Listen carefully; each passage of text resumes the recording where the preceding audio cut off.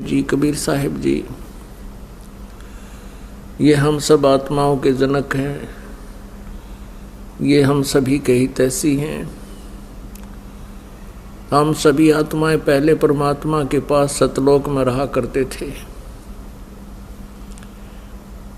हम अपनी गलती के कारण यहाँ इस काल के लोक में आ गए। यहाँ आने के बाद हम इसी व्यवस्था में रंगे गए हैं। हमारी बुद्धि यहीं तक सीमित हो गई है। जन्म और मृत्यु तो होता ही है। संतान और उत्पत्ति हमारा परम कर्तव्य है, इनका पालन पोषण करना। और फिर हमारी बेशक मृत्यु हो जावे, कोई दिक्कत नहीं। परमेश्वर कबीर जी पूर्ण ब्रह्म सारी सृष्टि के रचनहार, ये हमें आकर के ज्ञान कराते हैं कि तुम गलत स्थान पर रह रहे हो। कहते हैं आगे गए न बावड़े, रहते भी सब जहाँ, और बिन साहिब की बंदगी कहीं ठोर ठिकाना ना। कि पहले जो मृत्यु को प्राप्त हो चुके वो चले गए, और बाकी जो शेष है उनको भी एक दिन चला जाना है। बिन साहिब की बंदगी, साहिब माने परमेश्वर, सत्य पुरुष, पूर्ण ब्रह्म, कंप्लीट गॉड, पूर्ण परमात्मा की भक्ति बिना कहीं ठोर ठिकाना ना, यानी कहीं पर भी आप जी स्थिर नहीं हो, स्थायी नहीं रह सकते। आज आप अपने परिवार में कितनी अच्छी तरह सेट हो। प्रत्येक प्राणी बहुत अच्छी तरह अपने घर में, परिवार में और समाज के अंदर बहुत खुशी के साथ रह रहा है। और ये पता होते हुए कि हम कभी भी मृत्यु को प्राप्त हो सकते हैं, फिर भी नो प्रॉब्लम, नो टेंशन। या कोई बात हुई?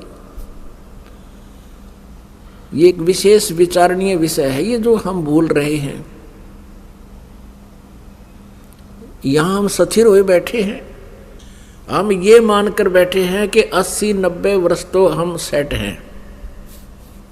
बताइए क्या थ्योरी हुई हमारी, या क्या सोच हुई? 80-90 वर्ष तो हम सेट हैं, फिर कहाँ होंगे, फिर कहाँ जाएंगे? तो परमात्मा कहते हैं चलने से पहले सोच रे भाई, तुम कहाँ करोगे विश्राम। कोई भी प्राणी घर छोड़ने से पहले किसी दूर देश में जाता है तो पहले ही वो आइडिया लगा लेता है कि किसी धर्मशाला में रुकूंगा, या कोई रिश्तेदार या मित्र प्यारे का कोई एड्रेस, उसका पता नोट करता है, वहाँ रात काटूंगा। परमात्मा कहते तुम संसार छोड़कर जाते हो, कभी चिंता ही नहीं करते कि आगे हमारा कहाँ विश्राम होगा। इससे बड़ी नालायकी और क्या होगी, इससे बड़ी भूल आपकी क्या होगी। तो पुण्यात्माओं, सत्संग में ये ज्ञान होता है, आत्मज्ञान होता है और परमात्म ज्ञान होता है।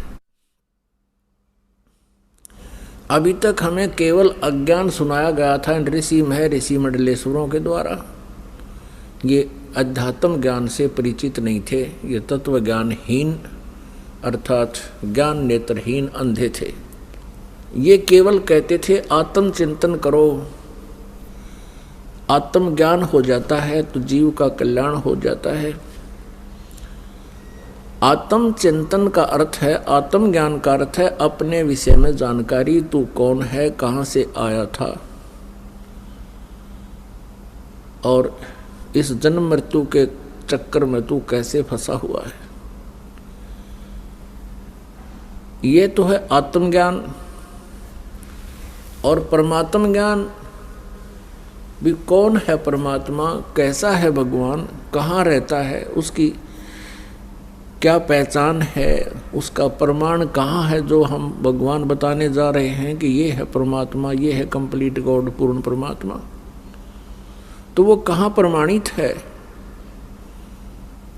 और फिर उसका पता जब लग जाता है तो वो परमात्म ज्ञान है। तो आज सच